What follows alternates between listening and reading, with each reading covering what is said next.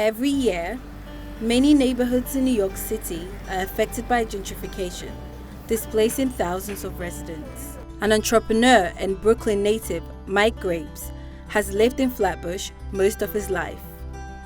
You know, everyone's like, yeah, Brooklyn's been gentrified. Like, you know, it used to be this, it used to be that. So what are your takes on that? I mean, you had to grow up here to really see it. Movies don't even paint the picture properly. Really? Yeah, because there's so many different parts of Brooklyn and so many different flavors. You don't go out on a street in Brooklyn in the middle of the summer and just see people just sitting on their stoops anymore. It's all changed now. Yeah. And I feel like those are the things that we gotta preserve. With gentrification comes displacement. Thousands of people lost their homes due to gentrification over the last decade. I live right here on this block. Yeah. And the people came, they bought the house. Yeah.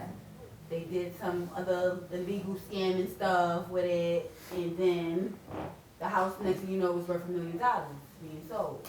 So you had to literally leave? Yeah, I had to get out. So what did you do? I was homeless for 8 years. Last year, the state's legislature passed a bill that was supposed to guarantee the strongest tenant protection in history. According to this bill, every single building with 4 or more family units must be rent stabilized. These 4-family homes, these brownstones and apartment buildings with 4 units or less are gonna become what people really want. Like the people, the property owners, they're gonna want those because they can jack the rent up and it is not stabilized. They can kinda not do what they want, but in a sense do what they want. Whereas They took home building. I found one, I've been in for like a year now, but it's hard to get in on. They're making it to where as a grown person, you have to have a roommate in order to live. You can't get an apartment, and if you do, you're gonna pay, let's say the minimum $1,200 for a studio. Most Brooklyn natives don't mind the change, but rather want to preserve the culture while the change is happening. I'm from this neighborhood. So if it's gonna be gentrified, it's gonna be gentrified by me. Right? I can raise the taste level. I can get Miss Shaquita to like rooibos tea. How can you do that? Oh, I'm doing it. Everything that we do in here is still Brooklyn. I got all of this from Brooklyn. So many people come to Brooklyn because what it is. But if you take that away, then why am I coming here, you know?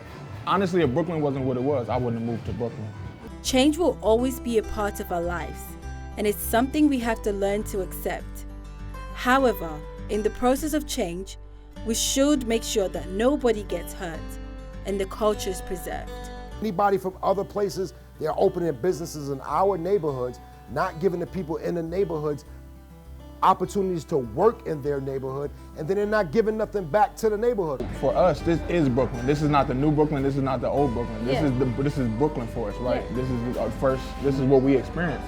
So in the future, when all these changes are made, this gentrification now is actually going to be our old Brooklyn, and we're going to actually say, damn, we want to go back to what it is now. But they've already experienced gentrification, you know. If I was Brooklyn, and I could speak for Brooklyn, I would say, everyone is welcome here. But when you come, bring something with you. Contribute. That's it.